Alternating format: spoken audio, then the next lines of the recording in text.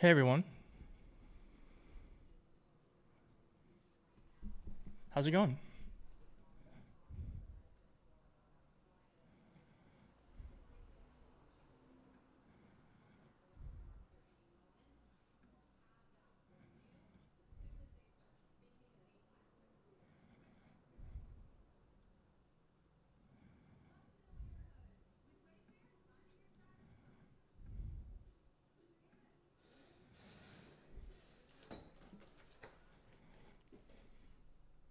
Hello, hello.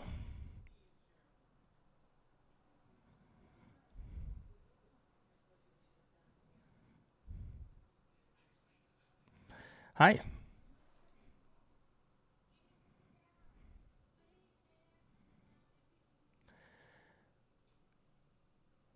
Hello. What's going on? How are we feeling? Hey Sarah, hey Jeskins, hey Bear, Pamela, Catherine, Kathleen. It looks all right, so it looks like the president and vice president are about to speak. There is a president right now. So let's listen to the president and the vice president talk about lowering prescription drugs, if that's okay. Awesome, EJ. And perhaps we'll do you want to watch the thing after that? Or we could do it the other way around. What do you want to do?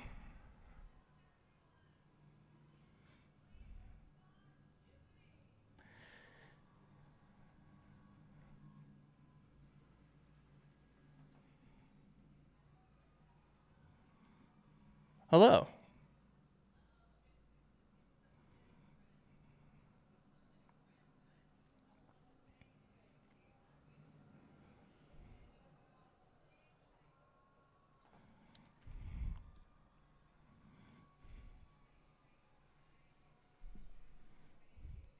All right, let's watch. I think let's just watch this live. And then we'll watch the other thing after. I think that sounds good.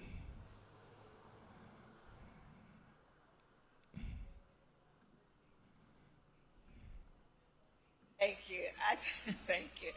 And let's please thank you. I love you back. So what this is about is it's about they lowered prescription drug costs. They've lowered about billion it's gonna be billions of dollars of savings for Americans because of the Biden administration.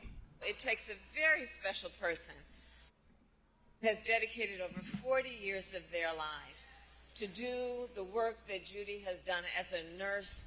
That work being what? To care about. And I'm gonna raise the sound because I just realized it's low. Caring about their well-being. So Judy, we thank you so very much for being here today.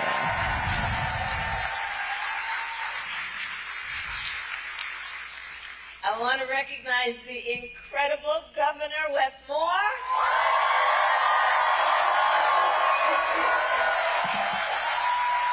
Who's here with Don and his son. And Wes, I'm so thankful to you for all that you do in service to our nation in so many different ways, and your friendship, but in particular, to share such a personal story as you have, and I know it takes a lot out of you to share that story. Yes, this is in Maryland. But to do it in a way that is about lifting This up is actually other the people first and time helping, they've been together others since who are not in this Biden room, dropped out and Harris became the understanding nominee. how real people are impacted every day about this issue and by this issue. Thank you. I want to recognize the people of our administration, including Secretary Becerra, who is here. If you don't like the audio, it's because of the AP. I'll look for another stream, but it's not me. My dear friend and former colleague, Senator Ben Cardin. Representative Barragan, the chair of the Congressional Hispanic Caucus. Just looking for another stream. So. And Representative Mfume for all of your years of leadership. And I want to recognize your next United States Senator. All right, this looks better. I'm going to do this one. This looks much better.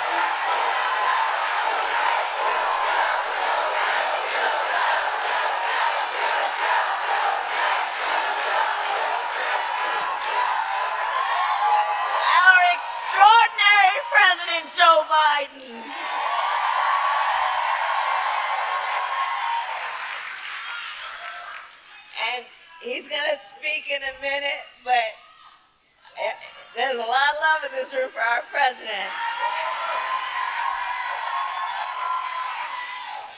And I think it's for many, many reasons, including few leaders in our nation have done more on so many issues, including to expand access to affordable health care than Joe Biden.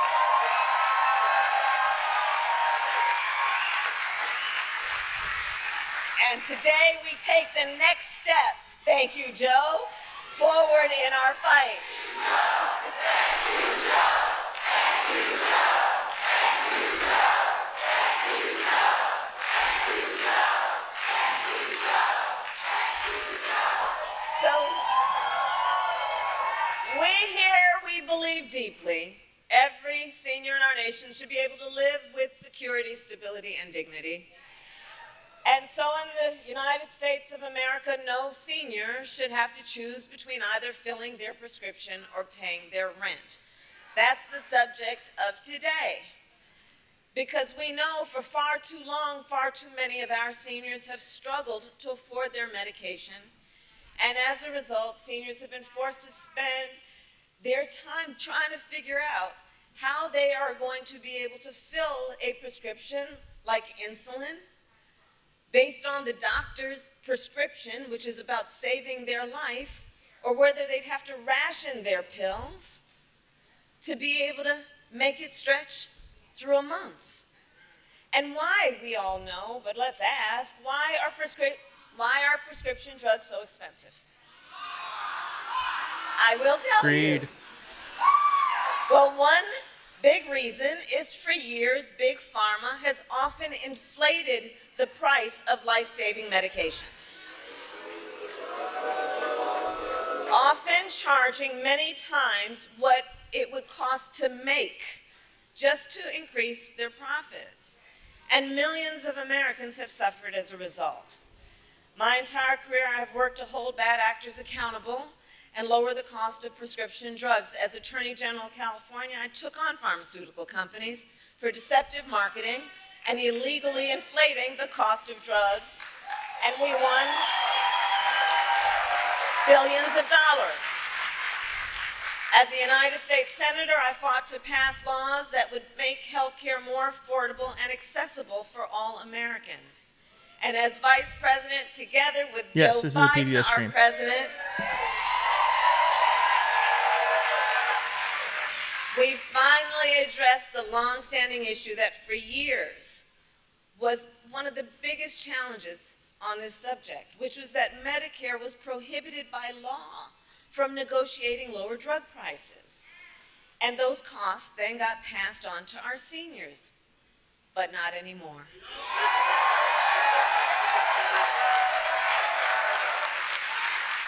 Two years ago, we gave Medicare the power to negotiate lower prescription drug prices for the first time in history. And here is why that matters. It is nearly impossible for a patient to negotiate lower prices by themselves. Just think about that. Somebody who needs the medication, who may be suffering from a serious illness, that they would by themselves be able to negotiate against a big drug company to lower that prices is virtually impossible. It's one person against a huge corporation. But Medicare represents more than 65 million people. And so Medicare has collective bargaining power. And now Medicare can use that power to go toe-to-toe with Big Pharma and negotiate lower drug prices. So it's really wonky, but this is a big deal. This is really wonky, but it's a big deal. This is, thank you, Joe. This, like Donald Trump just says, like, I'm gonna do stuff. I'm gonna make the price of gas go lower. I'm gonna make the price, blah, blah, blah. He's like, and it's like, how? Biden and Harris have actually done things. They're doing things. Tens of millions of people on Medicare, but also millions of Americans on Medicare who have long-term disabilities. And understand, as a result of our negotiations, the government will also pay less than for prescription drugs. And think about what that means in terms of helping taxpayers. All right, I can go to Washington Post. Whether or not they take. Oops. So all of this is. Oh my God. Say, 2 years ago as vice president, I was proud to cast the tie-breaking vote that sent the bill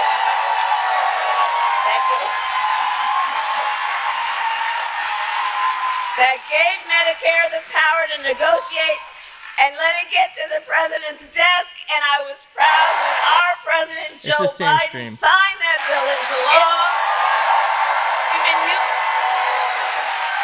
In the 2 years since, we've been using this new power to lower the price of life-saving medications, and now to announce the result of those negotiations.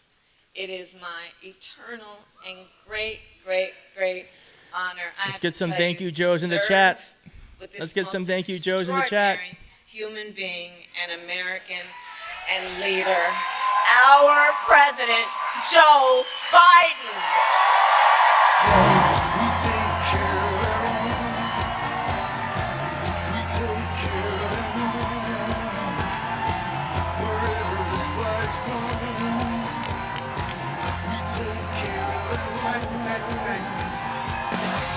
Thank you, President Biden.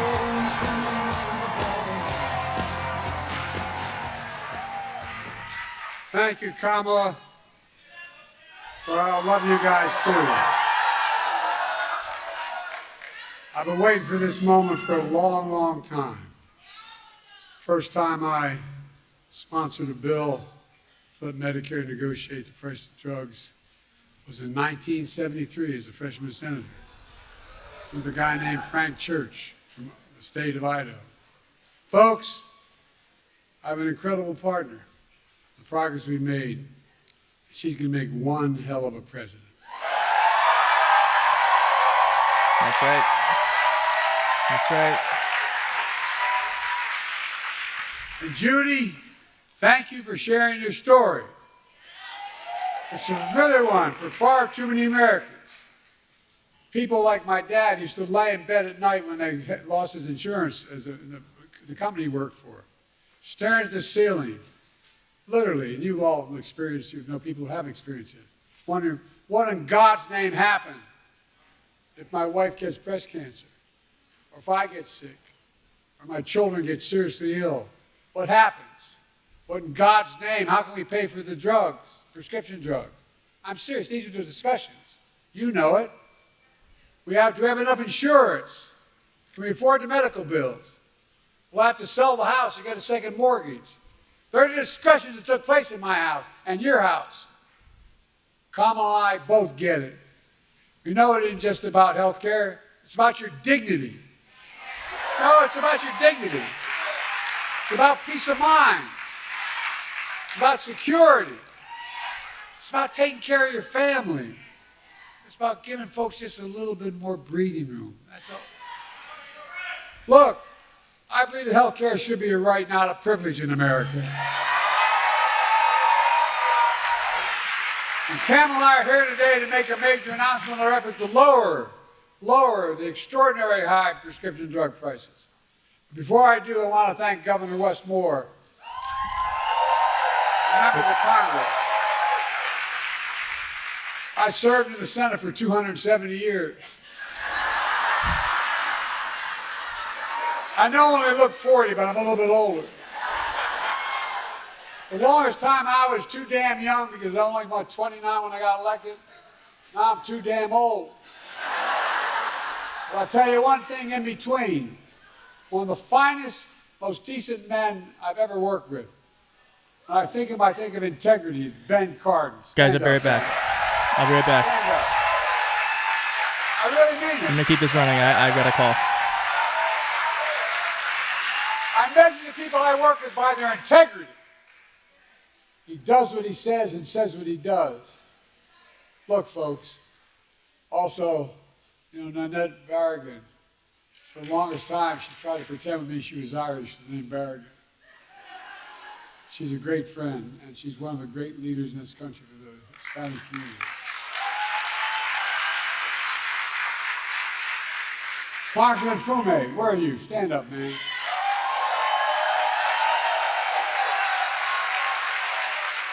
I've never once gone to this man and asked for help, and I haven't gotten it. Not one single time. Thank you, pal. Thank you. and your soon-to-be senator.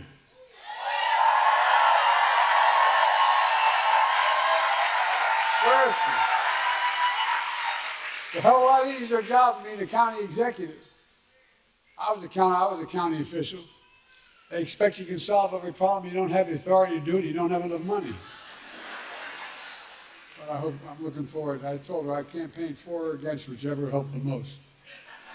Along with members of my administration, Javier Becerra, HHS, Administrator Brooks LaSalle, CMS administrators here today. And let me say something. We're all thinking about my good friend, and he is a really good friend for a long time, Steny Hoyer. He represents the western shore of Delaware. Y'all think we're kidding. We have that fight all the time. I wish him a speedy recovery. I understand he's doing well. Folks, this is a fight all of us have been fighting for a long time, taking on Big Pharma. We pay more for prescription drugs. It's not hyperbole. We pay more for prescription drugs than any advanced nation in the world. I could take out an Air Force One, and if you have a prescription from a drug company in America, and fly you to Toronto, Canada, fly you to Paris, France, fly you to Belgium, fly you anywhere around the world, and get you the same prescription filled for the same company for 40 to 60% less than we pay for it here. Too many Americans can't afford the drugs they badly need for life and death. So they skip doses, cut pills in half, forego prescriptions entirely because the prescription drugs are totally unaffordable. The woman you all met, the nurse you just met, she paid $900 a month. Well, guess what, man? She's going to pay nowhere near that. $9,000. She's going to pay, guess what? Beginning January, every single prescription drug she has, including, God forbid, if she needs a really expensive drug like a cancer drug. Maximum she ever has to pay is $2,000, period.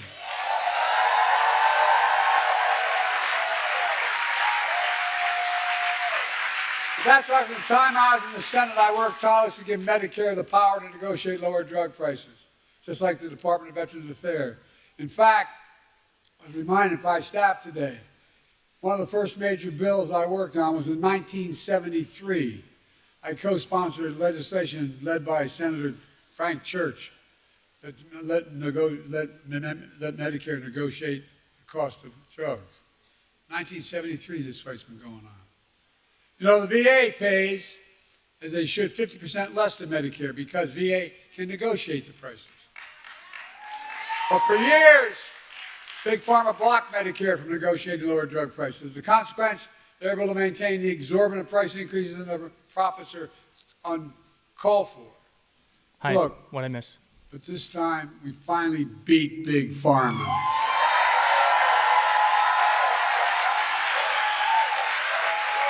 And I might add, with no help from Republicans, not a single Republican voted for this bill, period, not one in the entire Congress.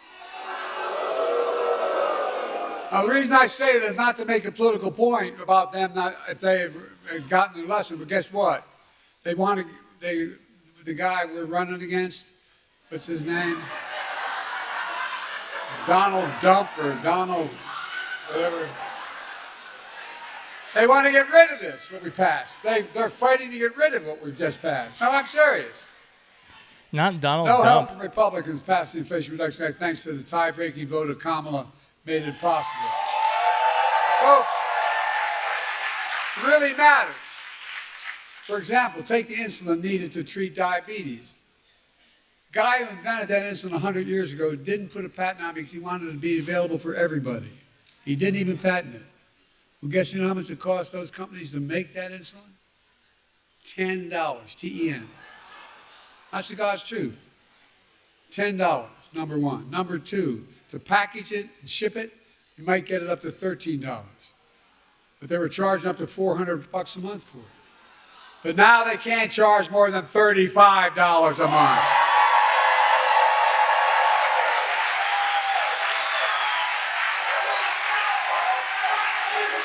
It's a big deal.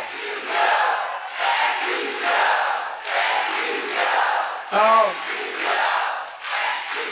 look, $35 a month. These guys still make enormous profits. That's 3 times what it costs them to make it. The initial legislation capped the cost for everyone who needed that insulin. How many of you know anybody needs insulin for diabetes? Raise your hand. Okay, well, guess what? For the next 3 months we got here, I'm not leaving here, and Kamala, when she's president, going to make sure if we don't get it done, everybody should qualify for that $35 a month. Every American. I mean it. Folks, that's not all. The same law we wrote, means starting in January of this year, every senior in the United States of America, no matter what their cost of drugs, and like I said, some of these cancer drugs are $12,000 a year. It should be like, I mean, these drugs cost like $1 to make, I think. It costs nothing to make. Insulin costs nothing to make. They should not be making a profit on drugs that save lives, in my opinion. Look, all together, our reforms not only save lives, but here's the point people don't talk enough about. It saves the taxpayers billions of dollars.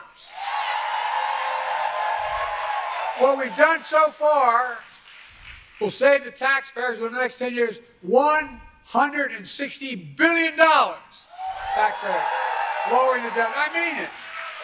Because they don't have to pay the exorbitant price that Medicare had to pay before. They're going to pay $35 instead of $400, folks. Exactly. And those savings are only going to increase for American taxpayers because it matters. Look, but that's not all the Inflation Reduction Act did. Last summer, I announced under that law, Medicare is going to select, and it's already passed law, 10 drugs a year, going up to 20 till we get every single drug every year. Drugs treat from everything from heart failure, blood clots, kidney disease, arthritis, blood cancers, and more. And today, I'm proud to announce that Medicare has reached agreement with all manufacturers on all 10 drugs selected in the first round of negotiations. The new lower prices for all 10 drugs will go into effect in January of 2026. Not this January, next January. Negotiations cut the price of these 10 drugs for Judy and others who are Medicare nearly 40 to 80%, depending which drug it is. Let me give you one example. Non-insulin diabetes drugs cost $530 a month. Some of you may know that. Guess what? It's now only going to cost $115.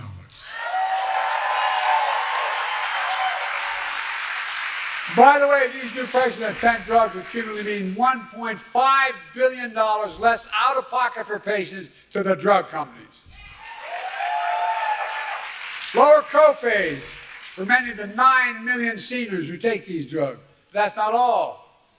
We're also saving the American taxpayer because of the new changes, $6 billion a year, because Medicare won't have to pay out that much. Imagine that, $6 billion a year. But we can do that for child care and health care and so much more. We're just getting started. Under the law I signed, Medicare can negotiate lower prices for another 15 drugs next year, 15 the following, and 20 after that till every drug is covered. That's the law. Now. This is another really big deal. It means that Americans can save more money from life-saving medications they need and deserve. And bring peace of mind. It's hard to explain. Kamala and I are going to keep fighting to lower the prescription drug costs for everyone, not just seniors. It's a fight that we have to continue. Oh, but guess what? Surprise, surprise. Big Pharma doesn't want this to happen at all. The pharmaceutical industry last year... Isn't it really interesting that 60% of Americans now believe Donald Trump is too old for president, according to CNN. I trust the polling. And we don't hear a peep out of it from the media. Biden is acting exactly the same as he did a month ago. He seems fine to me. He seems with it. He's clearly getting a lot done. And that, the media is totally silent. I fought too damn hard to yield now.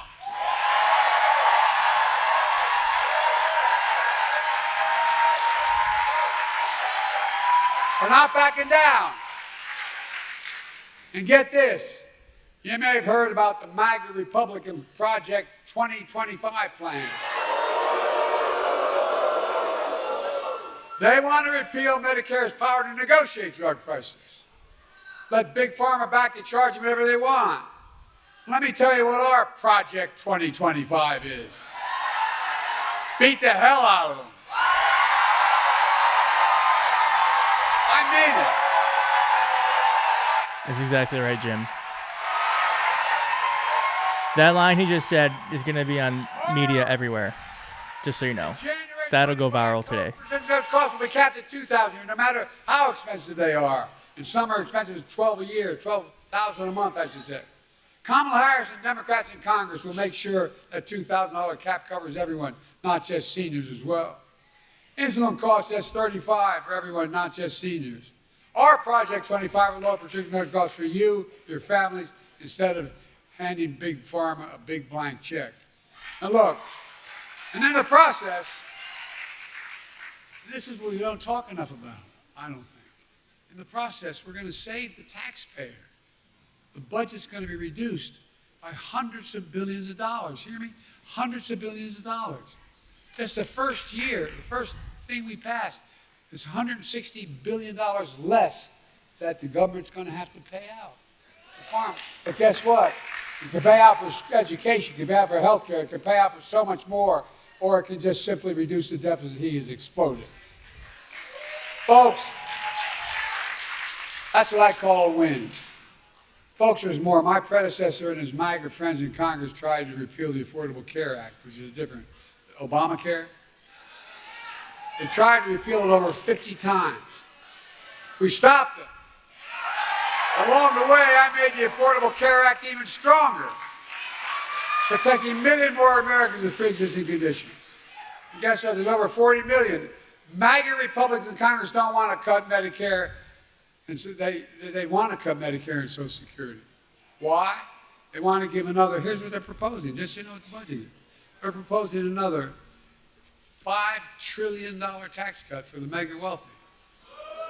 By the way, this guy we're running against, when he was president, he gave a $2 trillion tax cut to super wealthy. You know what that was?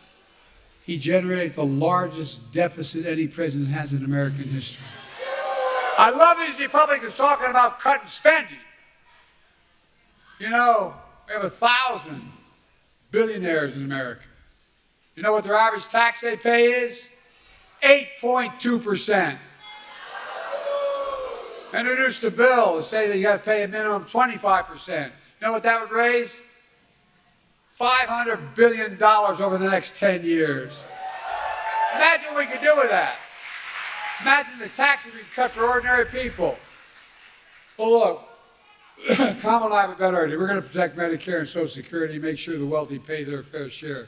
That's how we're going to pay for it. And by the way, that means making the tax code fair. Look, in addition, we're also announced steps to crack down on anti-competitive practices in health care. How many of you know we've been going after things called junk fees? Junk health insurance plans. That ones that look affordable. When you take the cover off, you find out there's a number of hidden costs. We're going after them and trying to get rid of them. We're also cracking down on surprise medical billing.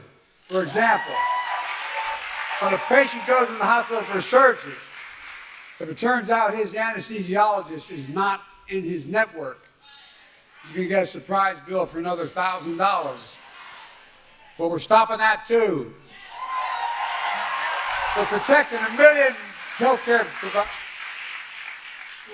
We're protecting 1 million Americans every month from unexpected medical bills. So just so you all know, after this, there is a campaign video that came out with Tim Walz and Kamala Harris talking to each other. I think it's a really smart strategy, the way that they're kind of presenting themselves in the media. They're going directly to the voters rather than through traditional news channels, which the media doesn't like, but I think is very smart. We're going to watch that after this. It matters whether or not, if I didn't have insurance the rest of my life, I couldn't do anything. I wouldn't be able to buy anything, wouldn't be able to have a credit, wouldn't be able to. Now we're going to get rid of healthcare costs being on you have to still owe it, but you don't have to get your credit doesn't affect it. Look, I'm a capitalist. I have no problem with companies making money, but not by price gouging seniors and working families. I grew up in a family where my dad used to say, Joey, a job's about a lot more than a paycheck. It's about your dignity. It's about respect. And I really mean this. This is what he would say. My dad was a well-read guy, never got a chance to go to college. He talked about what we needed to do for ordinary working, hard-working people. We changed the whole way we look at the economy. Used to be this idea of trickle-down economics. Even Democrats accepted it. It's very sweet of you. Not necessary. Not necessary. If you're but thank wealthy, you. makes a lot of money, it'll trickle down to the rest of us. Well, I didn't notice a single penny trickle down to my dad's kitchen table. But guess what now? We measure everything the following way. We build from the middle out and the bottom up, and if they do well, everybody does well. Not a joke. Thank you, any Maisie. money I get to spend as president, I spend it on being made in America by Americans. Americans don't like being played for suckers. We believe we should be patient, but there should be reasonable profits, not unreasonable. Look, let me close with this. It's all about health care. It's about lowering costs for families. It's about fairness and security. It's about the dignity for people like Judy and millions of Americans all across the country. That's exactly what we're doing. There's more we can do for everyone. We can't give up. They told me every major piece of legislation we passed to give us the strongest economy in history and the strongest economy in the world. We got more to do for working people. By the way, everybody does better when there's more unions.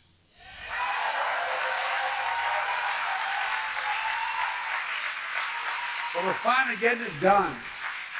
We can't stop now. We just have to remember who in the hell we are. We're the United States of America. There's nothing beyond our capacity in this country to work together. Nothing. I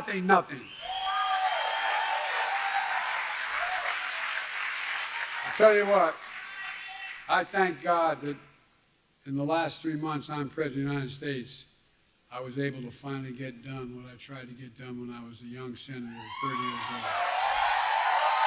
Thank you, God, thank you. God bless you all. May God protect our troops. All right. That was nice. Imagine that. A president that does stuff. Can you believe it?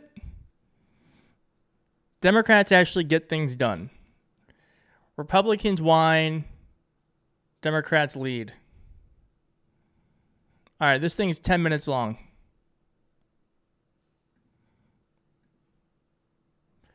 So, you got 10 more minutes of me. Yeah, let's get some thank you Joes in the chat. I'm feeling really good.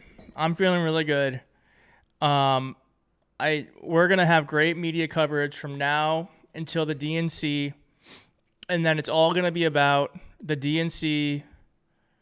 And then from there, thank you. Oh, Max, thank you so much. Keith, love your work. Here's a small donation from Denmark. Could you pass this on the Harris campaign for me? Well, I don't think that's allowed federally, but I will. I thank you for that. I think that would be criminal somehow. It sounds criminal. So, but thank you very much. You're very well appreciated, and I appreciate the appreciation. So, I think, what I'm about to play for you, I think is first off, really smart. Again, Kamala and Tim are introducing themselves to the voters on their own terms, not the media's terms. The media's whining about it. Whatever, let them whine. I guarantee you, if Kamala and Tim did not do much media between now and November, voters would not care. They just don't care. It's a losing argument for the Republicans, and it's really all they have. That's all they're whining about. So let us march. I'll take 10 more days of you. Thank you. All right. Let's watch this. You ready?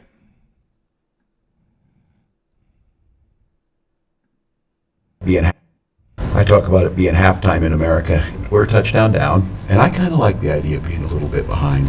Well, I'm looking at Coach Walz right now. I'm looking at Coach Walz. That's right. Like I have white guy tacos and What is like that? black, Like mayonnaise and tuna? What are you doing? pretty much ground beef and cheese. That's and, okay. Do you put any flavor in it? No. Oh. Here's the deal. No, they said to be careful and let her know this, that black pepper is the top of the spice level in Minnesota, you know. I'm the first vice president, I believe, who has ever grown chili peppers. I'm trying You to know, expand we'll figure my that- my food knowledge. You know, we've got some cantaloupes. You'll be fine. Yeah. So, I I was called you, hoping Tim. maybe we wouldn't have to. I called you, Tim. Yes. You didn't answer, Tim. I know. The What happened? All right, I'm gonna stop. I love this already. I love this already. most important call of my life. It popped up, and we didn't recognize the caller ID. And it went to voicemail. Hi, this is Jim. I'm not able to answer. There you go. Thank you. Hey, Tim, it's Kamala. I really want to talk to you. It is an amazing privilege for me. Also, I'm excited. I just want to be part of the excitement that you're generating. Well, So we're doing it together, buddy. fine. We're doing it together.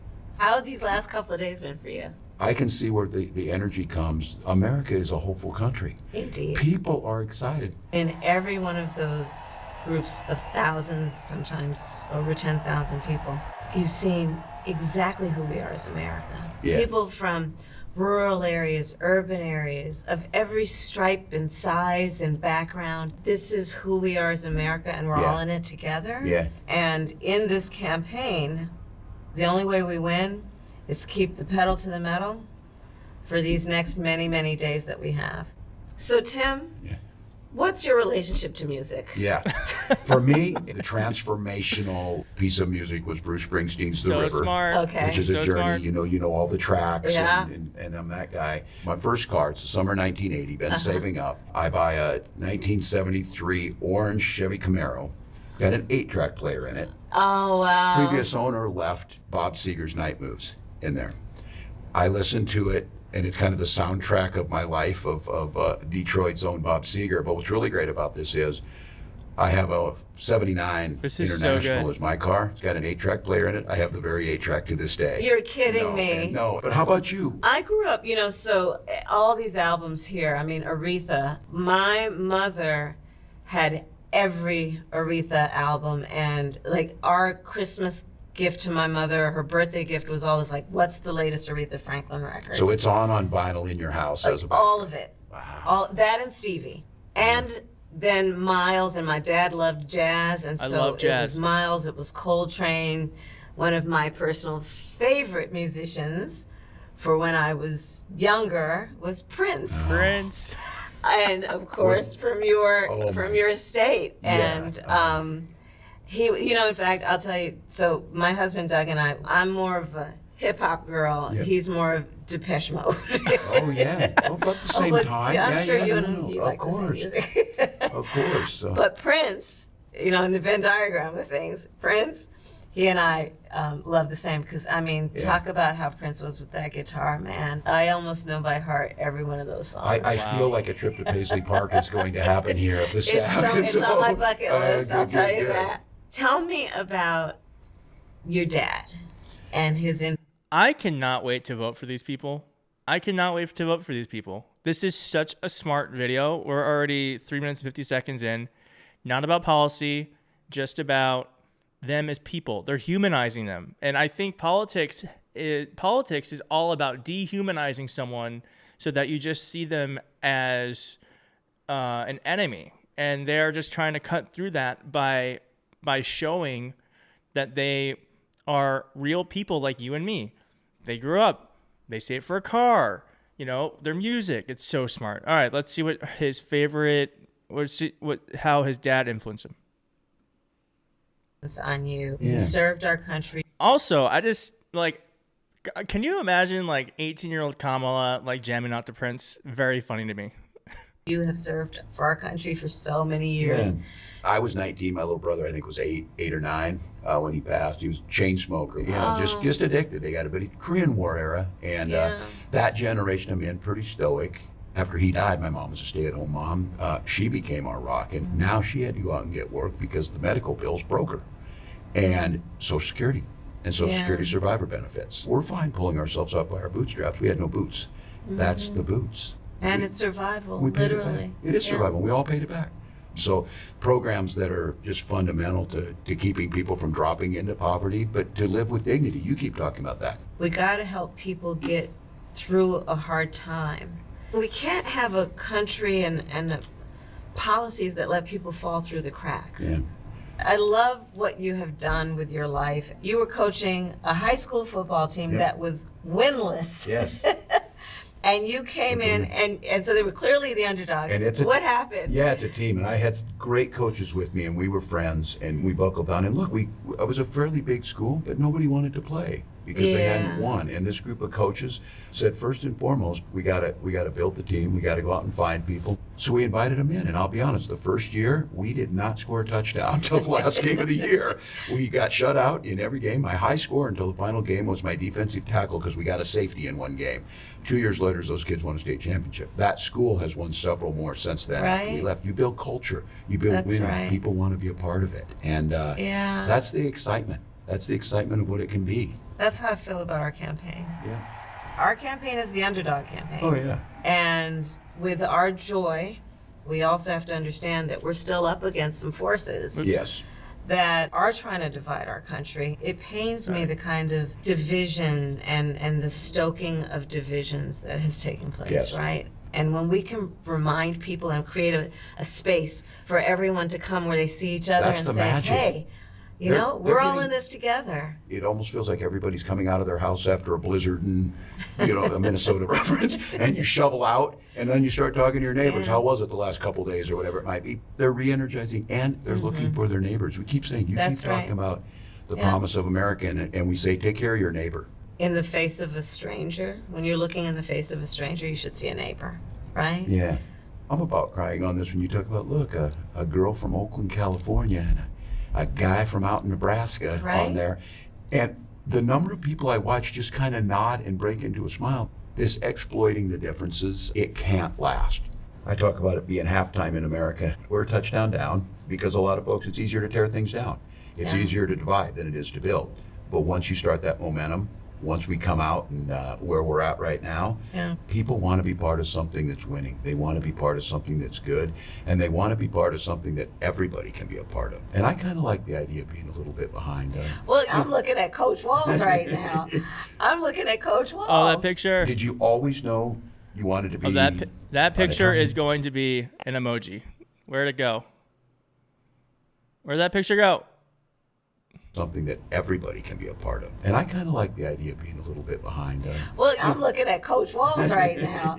I'm screenshotting it. That's going to be an emoji. All right. Coach Walz. Did you always know you wanted to be an attorney? My parents met when they were active in the civil rights movement. And I grew up around a bunch of people that were, marching and shouting for justice. And some of the heroes of that movement were the lawyers, Thurgood Marshall, right? They understood how to translate the passion from the streets to the courtrooms of our country. And they believed in the Constitution of the United States and the principles upon which it was founded. And that's where they then, in the courts of America, reminded us of the promise, right? And the ideals of our country, including equality, freedom, right? That's why I went to law school. But the other reason is when I was in high school, my best friend, I learned, was being molested by her stepfather. And when I realized what was happening, I told her, you have to come live with us. I called my mom. I have to tell you, Tim, it was the first time that I realized how not everyone can take their safety for granted. Yeah. And what we should all feel is a sense of responsibility to protect people from harm. Yeah. So that's why I decided I want to be a prosecutor. Oh my God, that picture. As a prosecutor, I prosecuted homicide cases. I prosecuted a number of different types of cases, but I specialized in child sexual assault cases. And one of the things I did was create a whole unit dedicated to focusing on children who are being abused and to ensure that they have dignity in the process and justice. There's so much work that we still have to do to make sure that children have a voice. For me, that's kind of with me. Get in as a teacher. Yeah. It's about the kids and wherever you teach. Right. Once I had my own children, it became so clear to me, and I think it made me a really good teacher. Yeah. That child who came through the door was somebody's most special thing in their life. Absolutely. Thinking of a parent dressing their little one up and sending them off to school so proud of them, I wanted to come through that door and just lift them up, that sense of service. And It's it's interesting, great to two different try. parts of the country, two different lived experiences, but all coming to that same goal of everybody Yeah. getting a fair shot. Well, I have to tell you, Tim, even though you and I grew up in different parts of the country, you remind me of the people I grew up with. Hardworking folks, plain speaking, Yeah. people who know the difference between right and wrong, Mm-hmm. and care, love thy neighbor in the most authentic and true way. Mm-hmm. Yeah. Those are the folks I grew up with, and I know that's who you are, and I'm so glad we're doing this I'm together. proud to be with you. Wow. That was really nice. So smart. A lot of stuff they're doing there. I hope they do more of those. That was really smart. What'd you all think? I think if you refresh the page, there should be a Coach Walz emoji now. If you refresh the page, I can't use it yet because if I refresh, I'm afraid it'll turn off or something. But yeah, that was great. Really refreshing. Congrats on hitting 131. Thank you. Thank you so much. Yeah, there it is. There's the coach emoji. Very fast.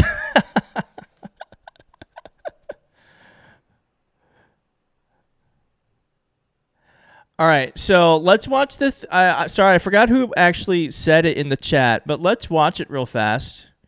There's a 3-minute thing on the students for Walz. I might do a video on it later, but let's just watch. Let's watch. Where did I put it? There we go. Here it is.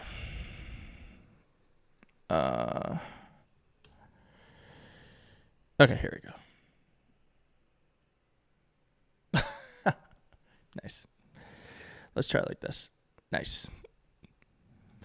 Try again. There we go.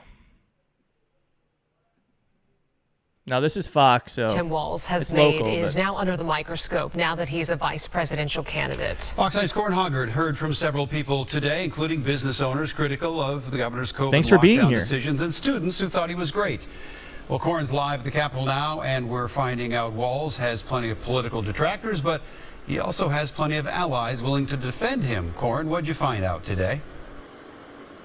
Yeah, Randy and Kelsey, the governor definitely under a lot of scrutiny since he stepped onto the national stage, and that includes a lot of revisiting of all of his COVID-19 lockdown decisions. But Oh, God. he does also have quite a few former students who are stepping into the frame and praising him. Tim Walz didn't start delivering one-liners when he became a politician. He was the first person I heard Oh, you can't see it. coin Oops. the term who put the nickel. Sorry, this is me still trying to get better at live streaming. Sorry. I must have been chatty that day. The students remember him for a lot more than dad jokes, though. They say he made them feel safe and helped them learn important lessons in school and in life. We talk about inequities, we talk about disparities, and he was that person that said there don't need to be differences. How do we stand up to the bullies? All but one of these former students admit they plan to vote Democrat before Vice President Kamala Harris chose Walz as a running mate. But the choice swayed independent voter Dan. Oh. A lot of the other stuff that I may agree with, may not agree with, gets thrown out the window when it comes to Coach Walz. That man did a lot for me. Wow. Of course, teacher and governor are... There's no sound? How is there no sound? I can hear it. White, thank you for... How is there no sound? All right, well, let's try this. That's really weird. Let's try this. I just want to know if you can hear something. Can you hear this? You can't. Can you hear me? Can you hear that? We reserve that right to continue to do that. Has anything changed from the U.S. decision on supporting Ukraine as it continues to push in further? No. Will there be any sort of Wow. Okay. Very faint. Okay, so that means that this... All right, so I got to fix this. Hold on, sorry. I don't know why this happens sometimes, but it does, and it's really annoying. So, but I can fix it. It's just going to take 1 second for me to do it. So I got to do this, and I go to here.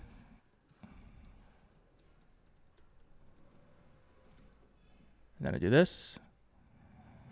And then I do that. I think that fixes it. All right, can you hear this? what Ukraine can or cannot do with the systems that the U.S. has provided. So, won't get into engaging in the hypothetical, but what I can tell you is that we're in touch with our Ukrainian counterparts. As I mentioned at the top, the Secretary had a call with his counterpart yesterday. We're always assessing what they need on the battlefield to be successful. And we believe the capabilities that we continue to provide. Okay, so it's quiet. Let me try doing this. Sorry, everyone.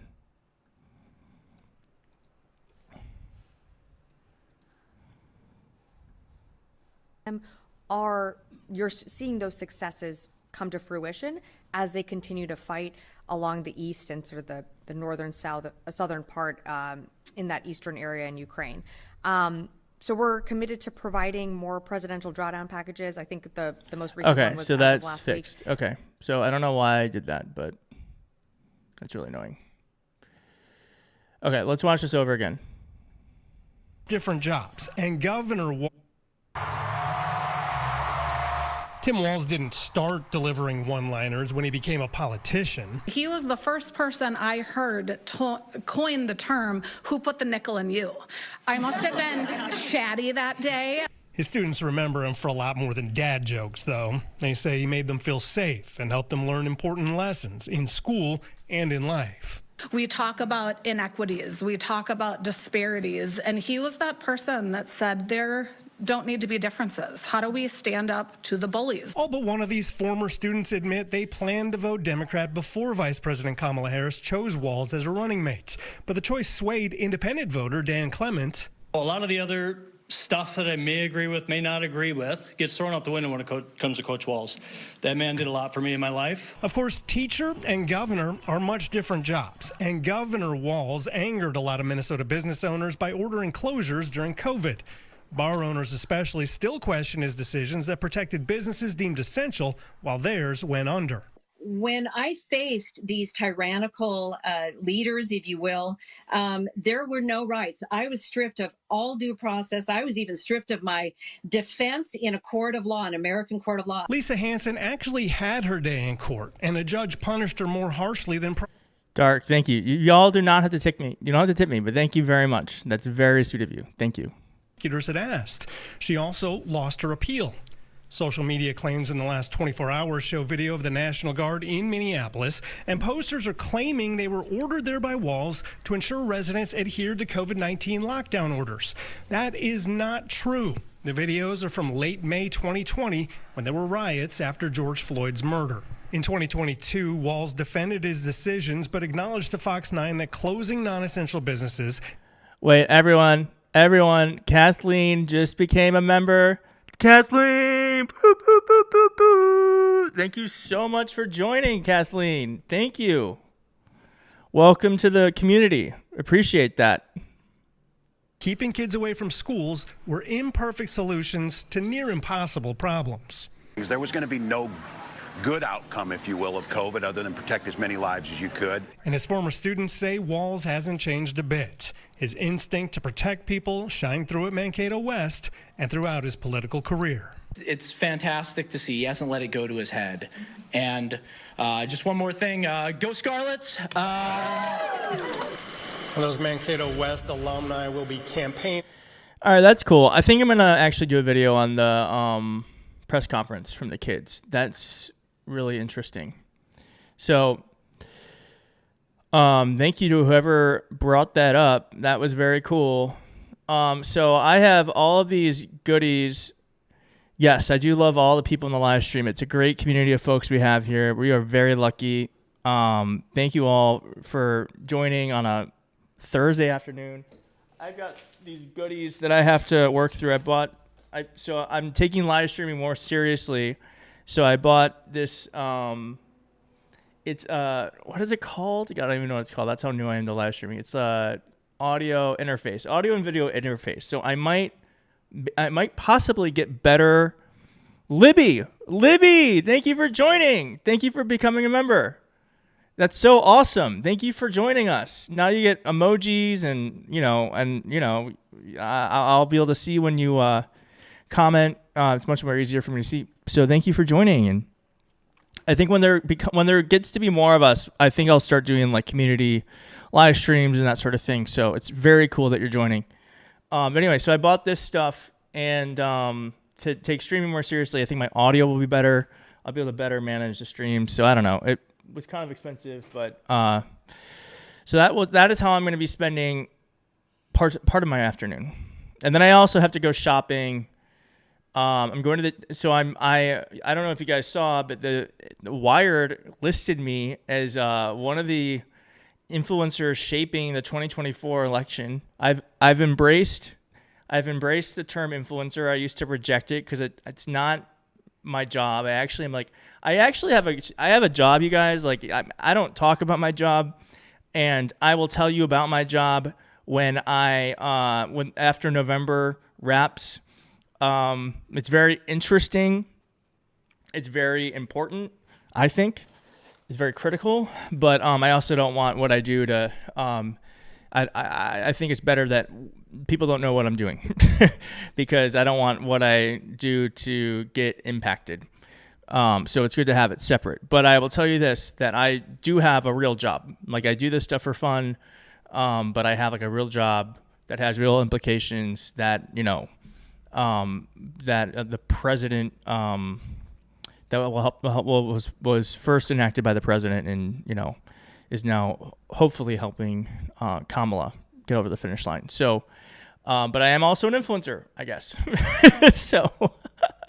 But I will be, but my long-winded way of saying I'm going to be the DNC and I have to go shopping for ties and stuff. I just don't have any, DNC, I think, outfits yet. So I've got to do that. Keep it private, Keith. Yeah. You have two real jobs. Yeah, I guess this doesn't feel like a job. This doesn't feel like a job. I don't think this counts. But yeah, mine, but I will tell you about what I've been doing as soon as I can. But not until then. No red ties. Okay. All right. I won't do a red tie. I think I can say this. Can I say who I am interviewing someone tomorrow I'm interviewing someone tomorrow for my YouTube, my first time doing an interview. It's a person who worked in the White House, senior advisor. It should be really interesting. I'm going to be doing that at 5:00 tomorrow. I am very nervous about this interview. I'm so nervous. And I'm hiring camera people to film us. The White House reached out to me to do the interview. So, I'm hoping, I don't know if it's even going to do well. It's going to be so different than everything I've done, but it's going to be outside in front of the Washington Monument. I'm going to filming at 5:00 with someone who's a senior advisor at the White House. I still have to figure out what the hell I'm going to ask and where. It's making me really anxious. but the thing is like, you don't grow like you only grow. You can only grow by going outside of your comfort zone. So I've got to just do it. I've got to do it. And then on Tuesday, I'm interviewing someone at the DNC. I think I just want it to be a surprise, but it's a big person. It is a big deal. It's a big deal. So yeah. So there's just a lot going on, and it's only because of all of you that this is happening. This is you have given me this gift, and I think it is my responsibility to show up for the gift, use the tool to the best of my ability. So thank you all for allowing me to do this work. Yolanda, Barack Obama. So the DNC people did ask. They're like, who do you want to interview? And I was like, I want to interview Doug, Barack Obama, AOC. So I haven't gotten any word back if I will be interviewing any of these people, but this is a separate person. Will it be live? I don't know. Should I do a live interview? Maybe that's the move. It's a live interview on Tuesday. That sounds like it would be stressful trying to make a live interview happen. It's stressful. Like, it's only going to be me doing it with all of my gear and stuff. So I don't know. Maybe that would make the most sense. But I don't know. Then I need 2 mics. I don't know. I haven't really figured it out.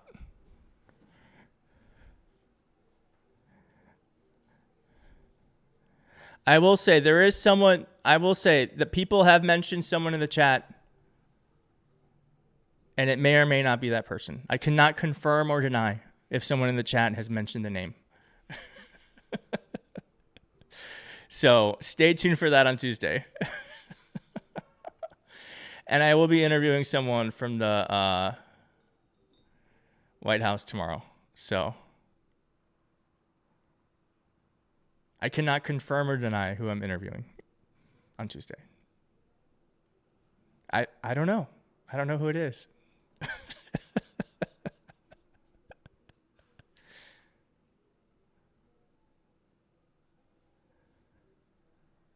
Thank you guys. Thanks. So I will be interviewing tomorrow. I'm going to edit it. Hopefully I'll get it out either Saturday or Sunday. But, in order for these to do well or do more of these, it has to do relatively well. So it's part of my job to figure out how to do that. But if when I post it, if y'all can like and share it,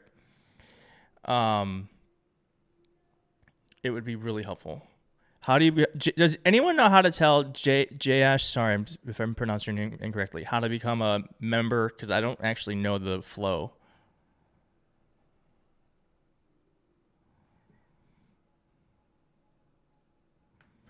Big tomorrow. The white. Oh, did you get it? Okay, you retracted.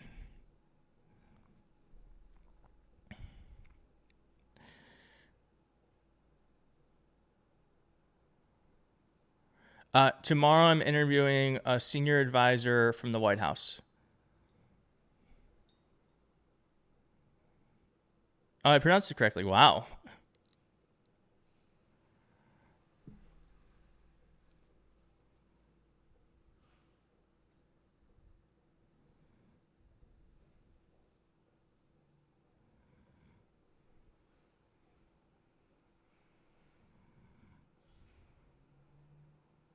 Oh, yeah. You might not be able to do it in the app. You might have to do it from like the web. That makes sense.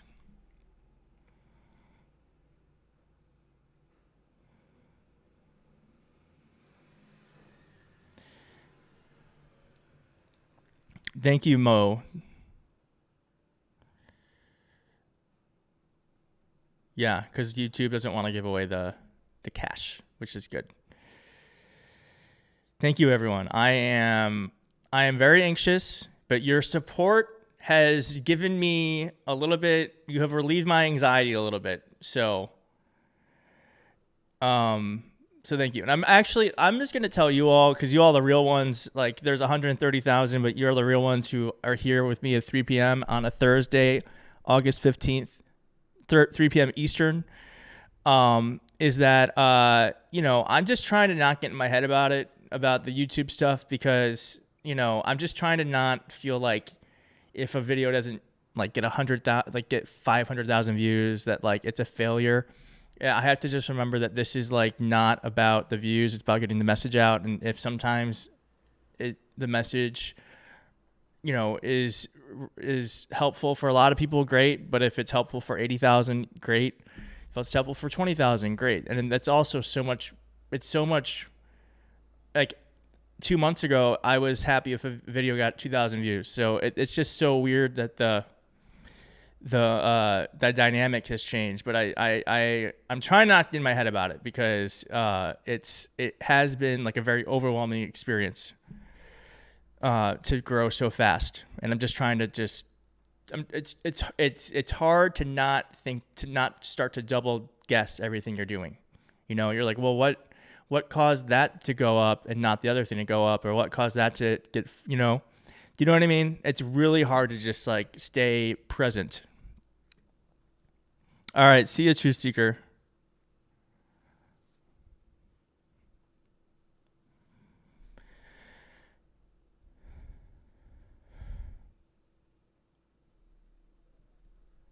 So thank you all.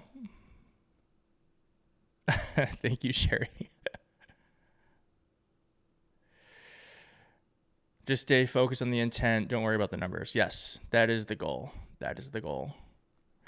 All right. Well, I'm going to go. I'm going to play with this new stuff I got. Hopefully it makes my live streaming better and easier.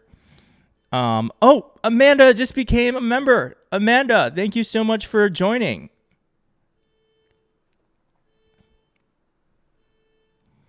Will you do any meet and greets with your followers while you are in Chicago? Well, I guess if you're at the DNC, I mean, I'm happy to meet anyone, you know, and say hello. If you're at the DNC, yes, I'm happy to. If there is someone on this chat who's going to be at the DNC and you see me there, please stop and say hello. If you see me in Chicago, please stop me and say, if I look like I'm busy or mad, I just have resting bitch face. I'm always so happy to talk to people. So if you see me or you spot me in Chicago or at the DNC, please say hello. If you don't say hello, I will be mad at you. You must say hello.